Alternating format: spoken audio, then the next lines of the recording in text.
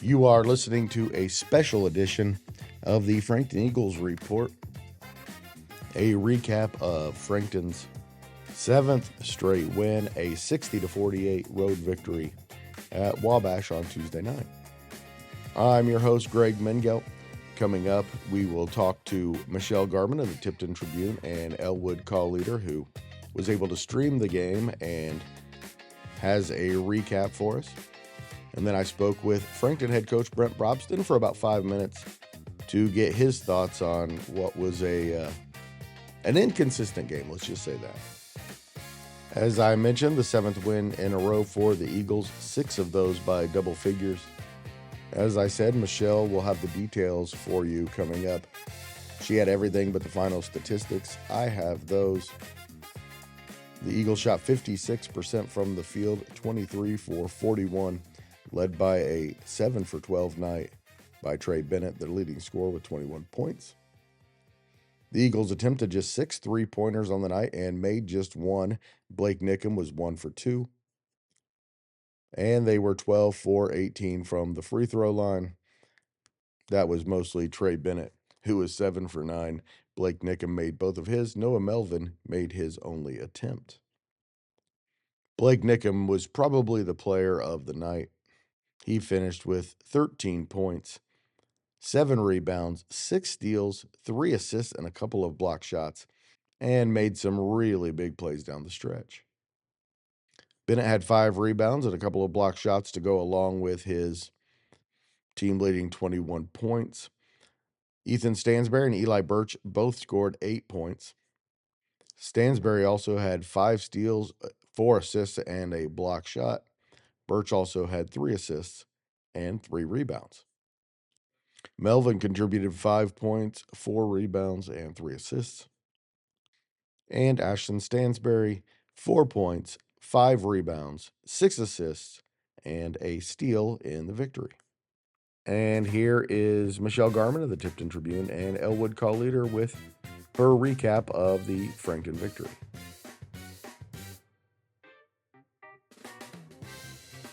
All right, Michelle, we have the final numbers. Tell us how it went down. Well, I'll tell you, a trip to Wabash early in the week, Monday, when I was in high school, our teams always played on Monday night. Hated that trip. Tuesday night, the same thing. It's just a long road trip to have at the beginning of the week.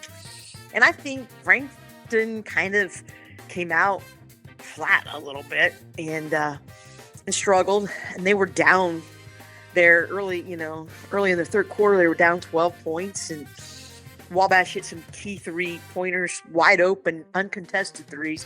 But the big key, I thought, was when Frankton went to its 3/4 court press and with Ashton on top, and then over, and it kind of allowed Blake Nickham was one of the wings. And Blake Nickham's defense has been a game changer for the Eagles often this year. And it was, I thought, again tonight. He came up with some steals, some deflections, went to easy layups. And Wabash really also did not have an answer for Trey Bennett inside. When Frankton started getting the ball into him, he was very effective inside, either making shots or getting fouled and getting to go to the free throw line. Frankton played pretty good. They had some turnovers that I'm sure Brent will go over with the team when they watch film. Little uncharacteristic. One of the open threes that Wabash got in the third quarter after Frankton had cut the lead to 4 was a wide open 3 to go back up to 7. It came because three Frankton players trapped the ball on the sideline. A 4th player was within 8 feet, and the 5th player down there, they had no one opposite. And they just threw it over, and the guy drained, switched to 3. It made it a 7-point game. Then Frankton went on a 14-0 run and to take a lead. And then Wabash added a free throw there at the end of the third quarter. And actually, Wabash got within 48-44 in the quarter, but the Eagles just pushed and came up with a little run. Eli Birch was effective in that run. Noah Melvin was effective in that run. Trey Bennett offensively had a big bucket. I know Blake Nickham defensively had a couple of big plays during that run as well. Frankton they're really trending in the right direction right now. And if they can clean up some of those lapses, and I think it's lapses that create are causing some of their offensive turnovers now and lapses sometimes on the defensive end. And those are more mental lapses than anything else. Like Frank, one of the ways Wabash got back into the game is Frankton had, you know, I think out of 5 or 6 possessions, they had 3 turnovers. And part of it was coming over, getting across half court line, and or if they didn't turn it over, Brent had to use like 2 timeouts right there back to back. Bringing the ball across half court, 1-2 steps and picking it up. Then that half court line becomes another defender. Those are just little lapses, but the great thing about that is those are the kind of things you can work on in practice and adjust and just keep getting better and I really like the way Frankton is playing right now. I know they have a big conference game on Friday because they're going to host Mississinawa.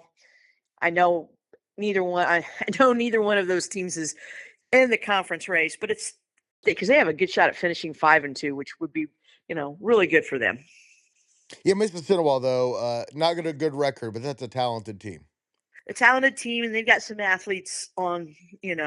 And that's the kind of team that some of those kind of teams, if they get hot, they have a hot hand shooting, or one player gets on fire, it can spark you. It's a team you definitely cannot you can't look at their record and say, oh, we're going to win this one. Correct. So. That is correct. Thanks so much to Michelle. She is the best. She's on our weekly Fever Report on Sundays, but she's on a lot of our reports. I think she's been on every single one. She can be on any podcast that she'd like. Please stay tuned for Frankton head coach Brent Brobston. Well, Coach, it definitely wasn't the prettiest game in the world, but it is 7 wins in a row.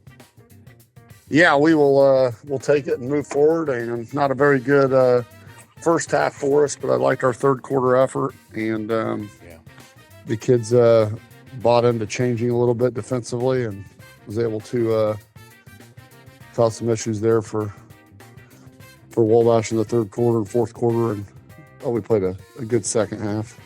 Yeah, it really looked like 2 different teams, didn't it? Yeah, I don't think we were really getting off the bus fully prepared to play like we should have been. And I think we got caught there with that. And that's a credit to Wabash. They played extremely hard and got after us, and kind of what I thought they would do. I saw that in their game at Tipton when they beat Tipton at Tipton. I thought, we're going to have to come up here and play well to start the game. And we really did not match their intensity level, and they took advantage of that early. It felt like you really turned up the defense in the second half. Yes, I think we did a good job defensively in the second half. Changed into some full court pressure defense, caused some turnovers. I think we won the second half 44-24. So it was kind of a different, a little bit different energy and different mindset in the second half for us. 14 steals, and as usual, Blake is the front of that. Yeah, he's been great defensively, and then when you get in the full court like that in press situations, he's done a good job with that too. So his energy level's been great all year. Yeah, Trey too. Just when he went to the basket, there was no one stopping him. Yeah, I thought we did a better job finding him in the second half with some high-low action, and he was able to get us some much-needed baskets, and he's been consistent with his scoring the entire season. So it was important to get him going in the second half, and I thought we did. I thought Eli Birch played a great game for us last night. I thought he was really important. He did a good job coming off the bench and had 8 points and caused some really good disruptions on our press defense. Did some good things offensively, too, in the fourth quarter when you were on your run. Yeah, he had some nice baskets that he scored for us, and Melvin came back into the game. He came out there early third quarter for a couple minutes, came back in and really caused some problems defensively as well, and had a big 3-point play for us. It really kind of got us going. And then Birch, obviously, the same thing. He was instrumental in that run. Birch has been consistent too, like that all season, playing hard. Noah's always going to come out and play hard and give you everything he's got. So great second half for us. Just first half was just not very good execution, not very good defensively, and second half was much better. And Coach, it's been a couple of weeks since your last CIC game. Clearly not in the race anymore, considering Oak Hill is unbeaten. You've won 3 in a row. It'd be really nice to close out the conference season with 5 straight wins. But this is a Mississinawa team that is way better than their record would indicate. Yeah, this will be a very difficult game. Josh is a good coach. He's done a good job with that program, and the record's no indication of where they're at. They went over to, Alexandria's got a good team too, and they at Ellick I think they lost by 2. So That's right. It's going to be a tough game for us. We got to be prepared to play, and I've told our kids, we've been winning, and with that comes teams wanting to come in and beat you. So you need to make sure you're ready to play from the beginning of the tip instead of, not being there, not ready to go at the start of the game. So we just got to be ready to go from the beginning. Thanks so much to Coach Brobston and the entire Frankton Eagles family for welcoming the Central Indiana Sports Report and me personally. They've been one of our 2 biggest supporters from the beginning and exactly why we are doing what we're doing. Please check out my new daily podcast, Greg and His Friends Talk Sports. It's a lot of fun. You'll enjoy it every day. Talk about the Pacers, the Fever, the Colts, IU, Purdue, IndyCar, national sports, high school sports, of course. That's kind of the centerpiece of what we're doing. It's really cool. Kind of the hub of the Central Indiana Sports Report. The Central Indiana Sports Report is a product of ITG Media. And I love Susie.